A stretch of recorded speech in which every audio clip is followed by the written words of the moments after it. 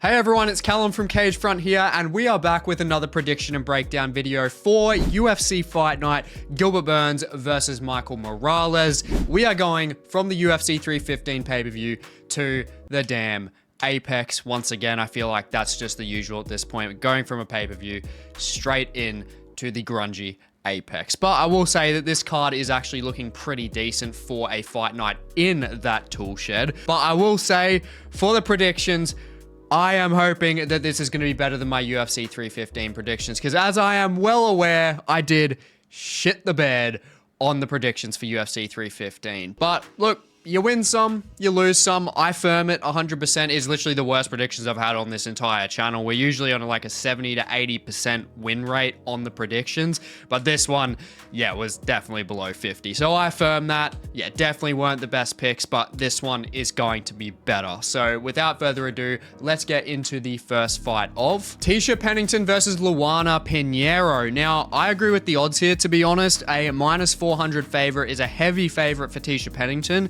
but I stand by it, to be honest, because Yecia Pennington, granted, she's older, she's not in her prime age range, but she is the better fighter overall. She's got better striking. She's very good defensively in comparison as well. She's got a lower center of gravity, so it's going to be harder for Luana Pinheiro to really get Pennington down. She's not that easy to get down anyway, and Pinheiro, honestly, if her judo is not coming in clutch in this fight, she is going to lose this fight, because Pennington is more accurate on the feet. She's got higher volume. She's very technical when it comes to her 1-2s and her front leg side kicks around the outside, and she's just looked better in recent times. In her last 5 fights, I mean, she's had losses to Tabitha Ricci and Mackenzie Dern, which were controversial split decision losses, and Luana Pinheiro is on a 3-fight loss streak, and honestly, I just think Luana Pinheiro has never been the same since the Amanda Ribas loss, when she got the heel to the head and just got taken out. I just don't think she's been the same. She hasn't looked confident in the cage, and I think that's where Yecia Pennington can really take advantage of that, and I can see her getting a 30-27 decision win here to take this, just running on the outside, utilizing quick 1-2s, front leg side kicks, and Luana Pinheiro with her very looping overhand kind of striking, just crazy untechnical striking. I just don't see it having much of a pro here, to be honest. I'm very confident Yecia Pennington can get this one done. And if Luana Pinheiro has to get this to the ground, I mean, in contrast, looking at Pennington fighting Mackenzie Dern could barely control Pennington on the ground. So if she can't, I highly doubt Luana Pinheiro is going to be able to do the same. So Yecia Pennington 30-27 here. Moving up to a more interesting fight, we have Carlos Hernandez versus HyunSung Park. Now, Hernandez, he's been pretty sporadic in his career. He hasn't had like the greatest career. He's had some wins, he's had some losses, but I will say his ground-based transitions are very good. Very good. He's very defensively aware on the ground as well. And that really showed against Nyamjagal Temendembral in the last fight that he had. And he was losing from the first round and then really picked it up with his volume. And when it got to the ground, he was just able to out-transition Temendembral very well. And that's something that HyunSung Park is going to have to look out for too, as well as the volume. But looking at Park is undefeated. He's finished all but one of his fights, and he is pretty good on the ground. I will say Hernandez could give him a bit of trouble on the ground, so I do think that the odds are more so fair in this side of things, that they're a bit closer compared to the last fight, especially when it comes to those scrambles. It really could just go anywhere, because you can't underestimate Hernandez's skill there. But HyunSung Park, he trains out of Tiger Muay Thai. He has developed his striking really well. He's got the KO power there. He's got fast striking. He's got good low kicks as well. And he utilizes the low kicks to set up his hands. And he really likes stepping through with the 2 and then using a rear hook off the stance switch. So he's got very good technical abilities on the feet, to say the least. Honestly, he is very, very technical when it comes to the striking exchanges and the ground game too, but he wants to keep it on the feet here 100%. This is where he can find a pretty good win, I do believe, if he can keep it on the feet. Hernandez isn't the best at actually getting the fight to the ground. He's good when it's on the ground, and HyunSung Park, that's where, honestly, I think without Hernandez having a top-notch wrestling game, I think Park gets this done within 2 rounds, to be honest. Possibly actually 2nd or 3rd round, I do believe. I think that he's realistically just going to be able to pick Hernandez apart with the Muay Thai. Possibly finish him in the 3rd, I think. Carlos Hernandez, I think, will give Park a little bit of trouble when it comes to clinch-based exchanges, just really outputting some volume, using hand speed as well. I just don't think Park will capitalize exactly on the 1st round. Always a chance, but I do think that Park will have to take a little bit of time to get the reads, and then from there, yeah, I think that striking is going to come through really nicely for the KO TKO finish.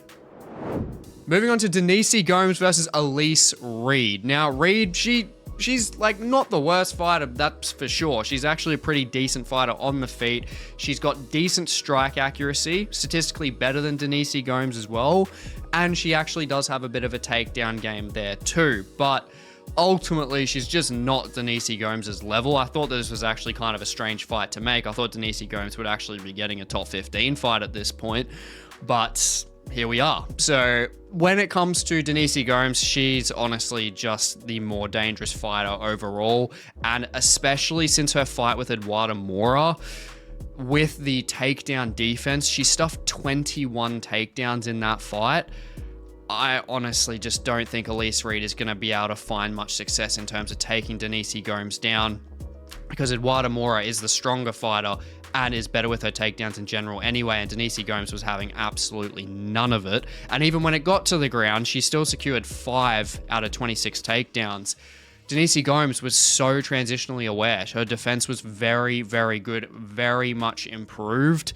And honestly, on the feet, I mean, Elise Reed, she has been taken out a couple times before, and it's going to be happening again in this fight. I think similar to HyunSung Park's fight, I do believe that this is going to be about 2nd or 3rd round TKO finish. I think it's going to come off a clinch break. When Elise Reed does get desperate, I think Denise Gomes is just going to be landing hands on her. I think Reed's going to get desperate. She's going to be in the clinch. I think Gomes, with the physical advantages too, she's going to rip her off.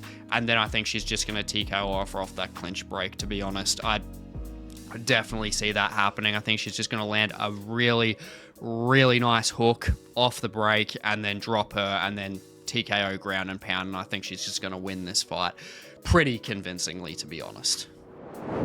Moving up the card to Conor Matheus versus Yadier Del Valle. Now, Yadier Del Valle, this guy is a -420 favorite.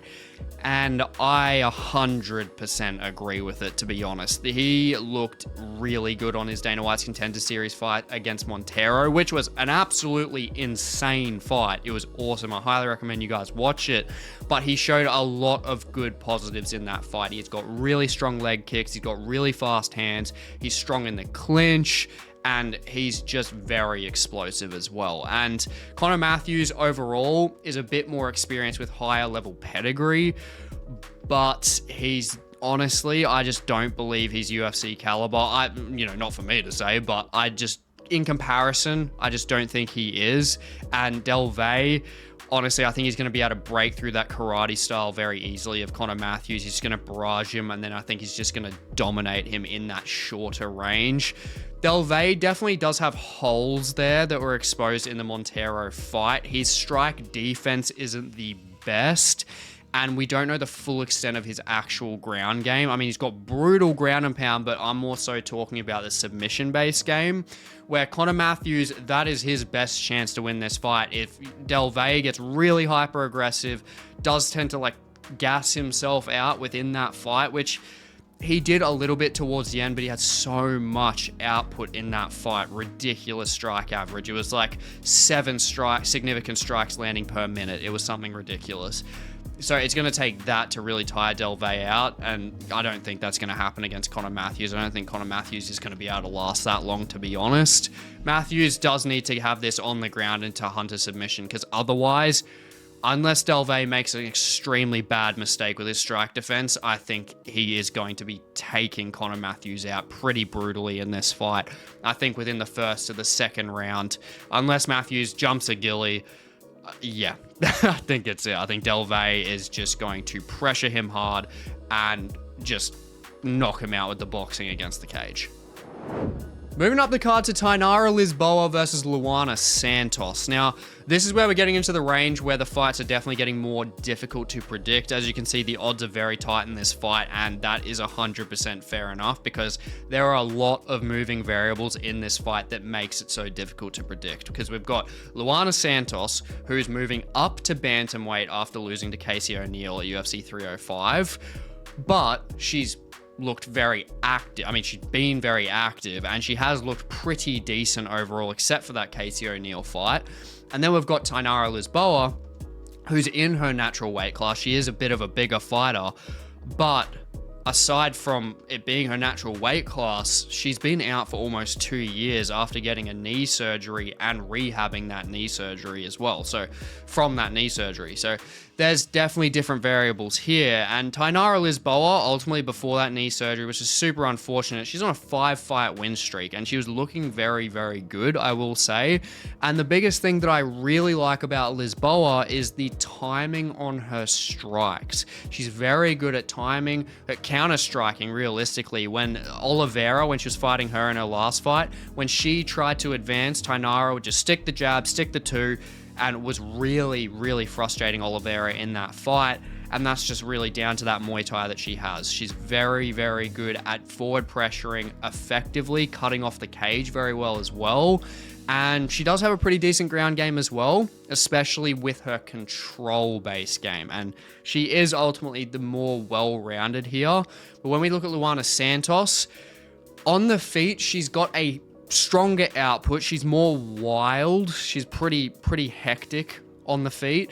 And I would say when it comes to the ground game, I would give a slight advantage to Luana Santos realistically, especially getting it there. Her judo is definitely no joke, but at the same time, I love the strike accuracy of Tainara Lisboa. So I think there's just a lot of tools on the feet from both of them that are going to be able to work, because Lisboa, her knee could, I mean, that seriously could be an issue when it comes to her movement, and Luana Santos being that hectic on the feet with the volume and output that she has, it could be trouble for Lisboa when Luana Santos is stringing heavy combinations together. So it really comes down to, I honestly think it comes down to Luana Santos really making a statement within this fight on the ground. And the big thing that I am worried about with Luana Santos is obviously moving up to bantamweight. The gas tank could be a bit of an issue, especially with this fight, most likely being a pretty grindy fight. It's going to be a very, very ground game oriented, I do believe. And even when it's on the feet, there's just going to be a lot of volume and output.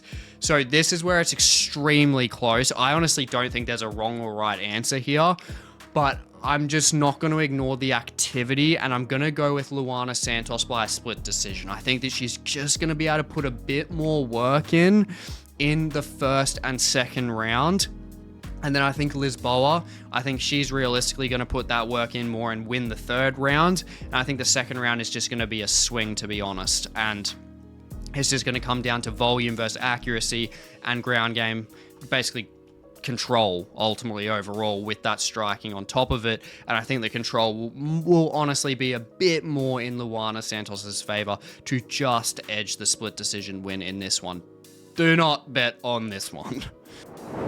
Now, moving on to Thiago Moises versus Jared Gordon. So if the Santos versus Lisboa one was not one to bet on, this one definitely isn't either. This is literally the definition of pick'em. I mean, they're literally perfectly exact odds at the time of this video being made, and it's completely fair. These guys are very, very similar in terms of actual experience level, in terms of where they should be in the rankings. They are pretty much the exact same level of fighter with different skill sets overall. Because we got Gordon, who is a fast striker. He's won 2 of his last 5, which isn't the greatest on paper, but he's looked good in every single one of those fights. He beat Paddy Pimblett, we all know that, and he only just lost to Nasrat Haqparast, who Nasrat is looking absolutely fantastic at the moment, and that fight was a banger. So we know Jared Gordon is still heavily in the mix when it comes to just competitiveness, even though he's 36 years old. And Jared, not even with the striking, to be honest, he's got good level changes. As we know, he's got clean boxing, especially with the hooks, especially the hooks that he was landing on Paddy Pimblett. And he can go 3 rounds comfortably, whether it's on the ground, whether it's on the feet. He's got a very good gas tank. And ultimately, he is the better striker overall with the volume, with the accuracy, and with the strike defense over Moises. But I will say with Moises, he's definitely the more dangerous on the ground, and he looked great in that fight against Trey Ogden. But that fight against Trey Ogden, I mean, Trey Ogden's a very difficult guy to fight. He's just a very difficult puzzle to solve, so credit to Moises within that. But the reason why he was able to win it is more so because of the clinched-based control that he had, not from actual takedowns, not from any jiu-jitsu realm. And that's where I find that Moises might run into a bit of a challenge here, because doing that against Jared Gordon, when it comes to that clinch-based game, Jared Gordon has the better boxing and ultimately the better dirty boxing as well. And that's where I think Moises is going to land in a bit of trouble when it comes to those strikes landing. It's going to be more beneficial for Gordon to be in that range. And Thiago Moises, ultimately, I think he is decent on the feet, to be honest. He's definitely improving. But has he improved to the level of Jared Gordon's striking? I think that's where it's a bit of an issue. And I think Moises' best chance here is honestly just trying as hard as possible to get this fight to the ground. And I just can't waver Gordon's takedown defense overall compared to Moises' actual success in the takedown offense. And that's where I think Jared Gordon is going to be able to get a 29-28 decision here. I think Moises can take the second round more so on control. I think that he is going to be able to find some ways to make it dirty, use clinch-based knees. That's definitely a good way to really good way for Moises to find victory here, is to use knees, really just pick apart Gordon's body. He needs to slow Gordon down. That's what he needs to do. But I think Gordon's just going to be too much with the striking advantage, the dirty boxing within the first and third rounds, and I think he's going to be able to edge this fight. Moving up the card to Gabe Green versus Matheus Camilo. Now, Gabe Green, he's moving from welterweight and he's moving into lightweight. Now, that can definitely spell pros and cons for him. He can be a bit faster. I mean, he can potentially deal with the striking better. It's not as powerful as it is at welterweight, but at the same time, that can cut away at his chin. And Gabe Green has been out for quite a while now. I mean, he's fought good opposition, but he hasn't fought in a couple of years. He's fought guys like Ian Gary, which he had a pretty decent fight towards the end of that fight. Ian Gary ultimately won 30-27, but he did show some decent striking when it came to really pressuring Gary. But that was a 24-year-old Gary who still had things to learn, and he still won that fight pretty convincingly. But Gabe Green, he's more of a forward pressure striker. He's someone that really struggles to take his head off the center line, and that's where he has had these KO losses from. And that's a humongous issue in his game. And that's where I am really concerned against Matheus Camilo, who is a pretty good fighter. I mean, the guy is young. He doesn't have the experience that Gabe Green has, but from what I have seen of him, he is dangerous. He's got pretty technical striking on the front foot, and he mixes up his targets very well. He's got good takedown defense too, which I think Gabe Green really needs to get this fight to the ground, but I don't think he's going to be able to, because Camilo is very explosive with his sprawls. Very good with that. The guy's hungry as well. He's got damn KO power, and that is an issue against Gabe Green, who's been taken out in his last fight by Brian Battle in 14 seconds, so we don't know how well he's going to recover from that. And he needs to get this fight to the ground and find an opening for a submission, because Camilo, that's the only holes I've really seen from him. I mean, he's a pretty unknown fighter. I don't even know his actual reach, but he's got submission holes in his game. That's to be fair. And Gabe Green, I do think if he can forward pressure effectively, get this fight to the ground, use a heavy takedown offense, he can win this fight. But I just like the actual takedown defense of Camilo more so from what I've seen. And I really hate the absorption rate from Gabe Green. He just doesn't have good head movement. And going against the power of a guy like Camilo, I mean, man, if you search him up on YouTube, search some of his fights, his counter striking is deadly. Literally one hit, gone. Just knocked out someone completely. And he's taken out other guys as well. He's got a Kimura finish too. Like, he's dangerous in all kind of areas, but the striking is definitely the danger here. And I think he's going to be getting the debut KO finish within the first 2 rounds in this fight. Gabe Green, ultimately, just needs the better head movement. Hopefully he has fixed that. And if he has, I mean, it's definitely a more competitive fight. But yeah, Camilo, I do believe that if he's not getting taken down, he's knocking Gabe Green out.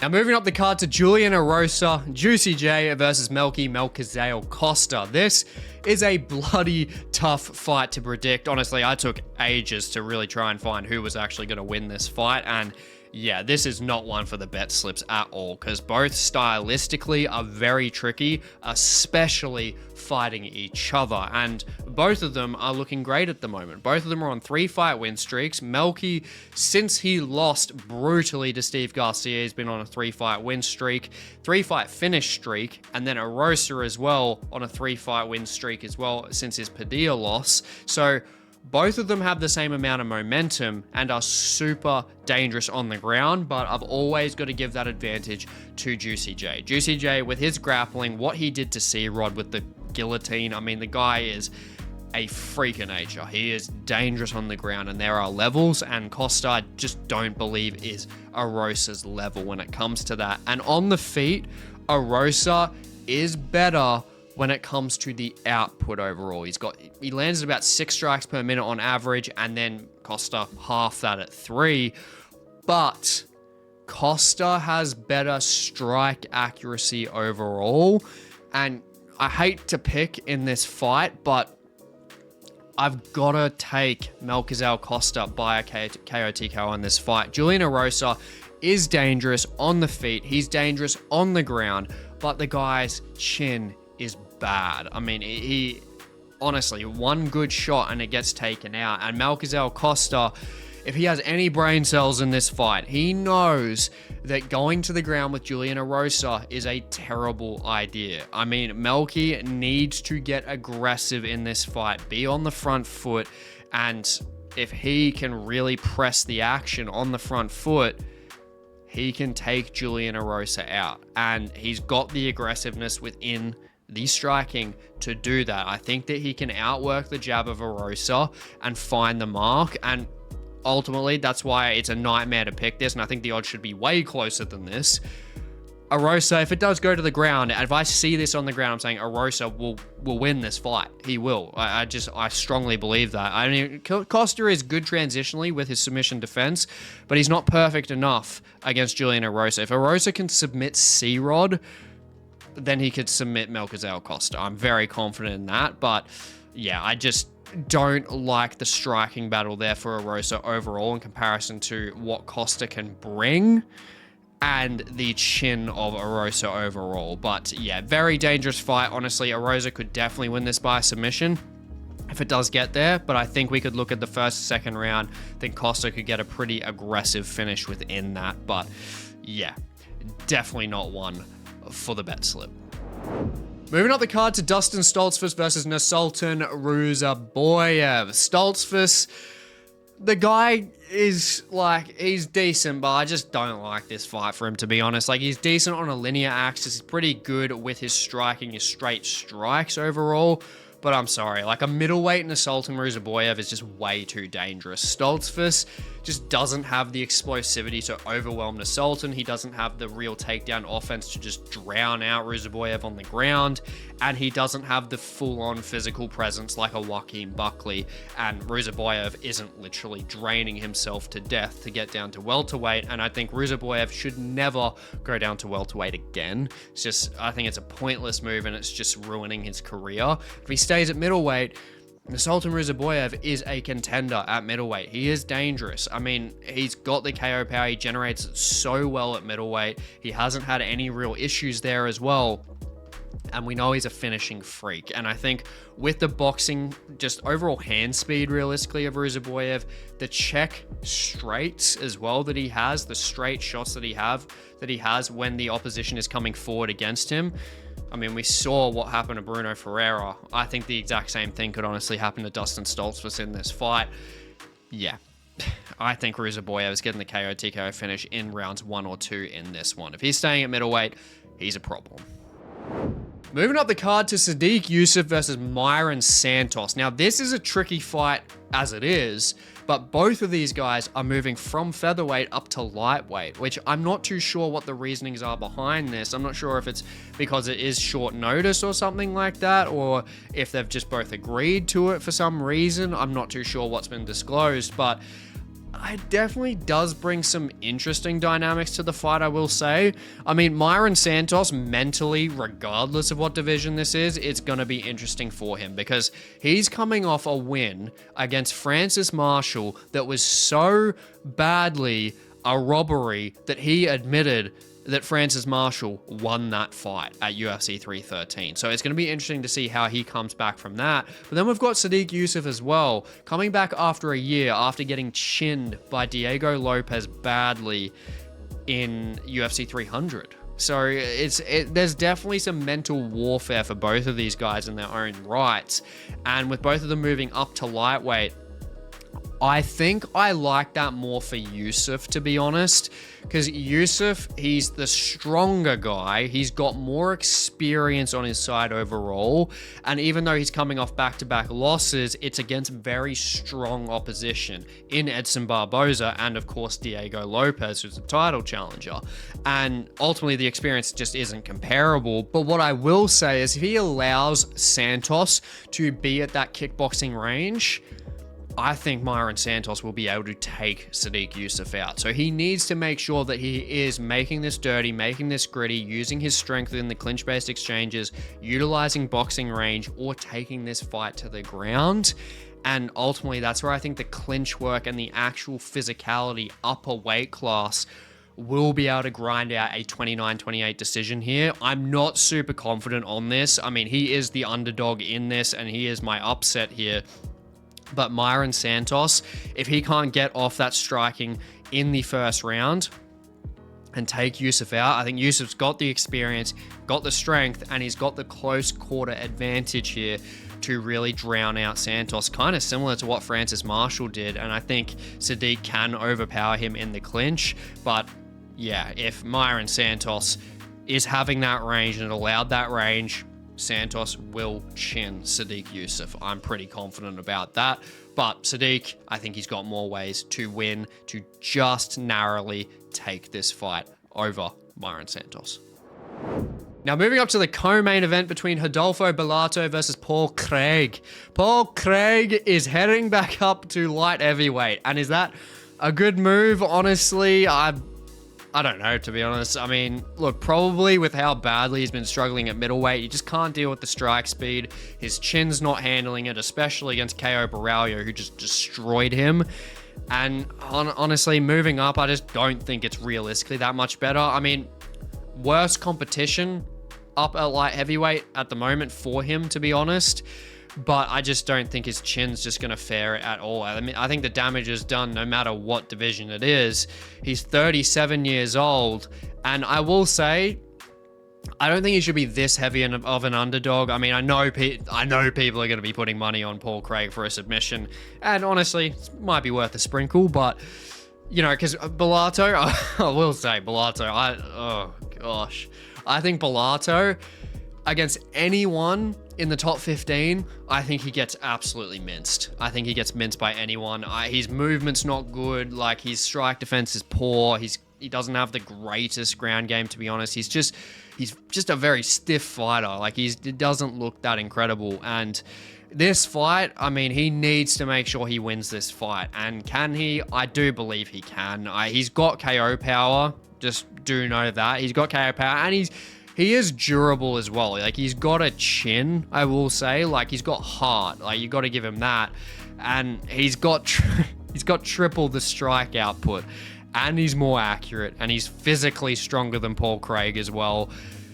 And he's never been taken down in the UFC. And Paul Craig isn't a guy that even takes people down. He's the guard puller of dreams. And I'm not even going to be surprised if Paul Craig somehow finds a fucking way to pull Bellato into his guard and submit him with a triangle. Because Bellato's fight IQ is just honestly not that great. I think this is going to be a goofy ass fight, but I just can't go with Paul Craig, to be honest. 37 years old. He's chinny. And Bellato's got the statistics on the striking side for him. If he keeps the fight IQ up, he can get the KO TKO finish within 2 rounds in this one. But honestly, I kind of hope I'm wrong, and I kind of hope Paul Craig does get the submission finish here. Up the Paul Craig. Now, moving up to the main event, which is a great main event between Gilbert Burns and Michael Morales. Now, what I will say, first of all, pretty decent disrespect to Durinho here on the odds. I mean, man, $6, 475 plus is a little bit of a stretch. He's got loads more experience. He's got the ground game advantage, which is the biggest thing here. But I will say, ultimately, that is about it. I mean, Michael Morales, he is surging at the moment. He's 17-0. He's looked incredible in pretty much every single one of his fights. Had a little bit of struggle against Jake Matheus, which made him, not look immortal. And Michael Morales, the guy, honestly, he should 100% be the favorite. Don't get me wrong. But I just think that it should be closer with Gilbert Burns' submission caliber. Seriously, if this gets to the ground, are you still thinking that it's going to be minus 650 to plus 475 if this does hit the ground at any point? Realistically, no. You'd be thinking in that moment, Burns is the favorite. And there's always that opportunity for Burns. He's been in wars. He's been against the best of the best in this division. And there's always the chance for him. But ultimately, I got to go with Michael Morales here because, honestly, my God, the physical stature of this dude is literally perfect for welterweight. And it's just a nightmare against a natural lightweight in Gilbert Burns. Gilbert Burns is a small welterweight. And that damn 8-inch reach advantage is an absolute fucking killer here. I mean, honestly, combining that with the style that Morales has anyway, the straight, stiff striking style, Gilbert Burns, oh man, if he's at range, he is going to be bloody. It's going to be bad. I honestly think so. I mean, Gilbert Burns has got the tools to really close the distance and everything. I think he's going to give Morales a bit of work, especially early. And that's why I do love this fight, because it does give opportunities for both, even though Gilbert Burns is 40 years older than Michael Morales. But I got to give it to the younger, the hungrier guy, the guy with the physical advantages, the guy with the momentum, the guy with the volume, the guy that physically, ultimately, overall, he's got the stature, he's got the power, 12-0 with KOs to get this one done. I think that he's honestly going to be able to get this one done towards the 3rd or the 4th round. I think he's just going to be picking Burns apart at range from 1st and 2nd round. I think Burns will find some success in the 1st round to even the point where he could possibly actually take the round. But I think the 2nd, 3rd, and 4th, where Morales is really maintaining that 92% takedown defense that Burns has got to somehow break through against a guy that's got good explosive sprawls as well and is great at digging underhooks. I mean, it doesn't get any better the more I talk. Yeah, it's just not looking good for Burns. I think Morales, along the outside, does a very good job with the jab, good with straight strikes, good with the lead hook. When Burns is trying to advance, I think he's just going to stun Burns over the 2nd to the 3rd round, and I think he's going to finish him towards the end of the 3rd round, or the start of the 4th. It's going to be one of those, I do strongly believe. And if Michael Morales is dealing with the jab of an 80-inch reach Neil Magny, Burns, in comparison, is going to struggle hard. Now, Burns, you never know, could land a very nice overhand. He loves flinging overhands. And Morales' strike defense is a little weird. I mean, I don't think he's had to fully rely on it because of his stature, because he's the end of his punch, the end of his reach is where everyone is pretty much at all times. And with Gilbert Burns having that fight IQ, that skill to get through and, you know, get into that clinch-based exchange or within that boxing range, there's a possibility he can land the overhand and possibly he could take Morales out. There's definitely opportunities for Burns here, and ultimately, I think the odds should be closer. But that being said, I do believe that Michael Morales will get the finish in this fight. Now, moving on to the fight card awards, kicking it off with fight of the night, I got to give it to Thiago Moises versus Jared Gordon.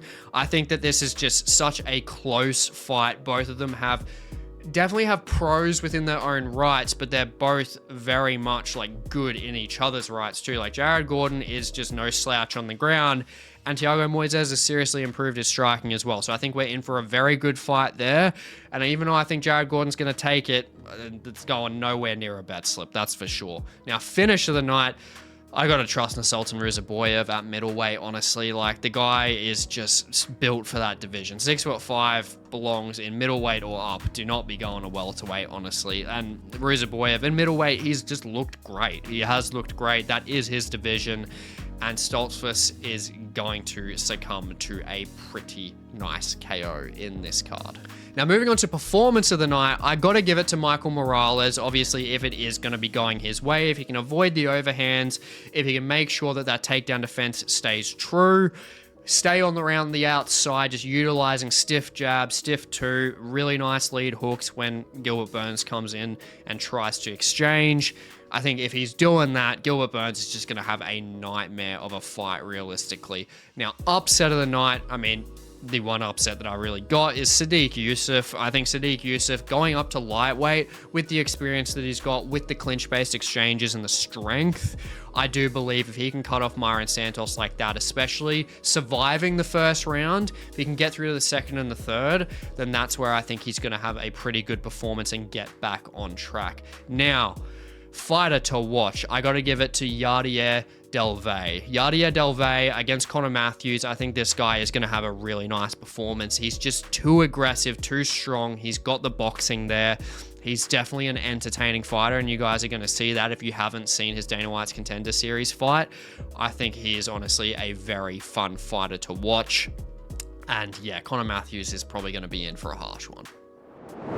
I hope you enjoyed today's predictions and breakdown video, and I hope you enjoyed the fight night coming up this weekend. And if you haven't already checked out my most recent mythical matchups video, it is on Demetrius Johnson in his prime versus Davison Figueiredo in his prime to see who would have won that fight. I fully break down their striking, grappling, wrestling, their career highlights, everything, and then break down a fight simulation of who would have won that fight in their prime to see who would have been the best flyweight. So definitely check that one out. It's just on the screen now. And please like, comment, subscribe. Goes a long way for the channel. And I will catch you in the next one.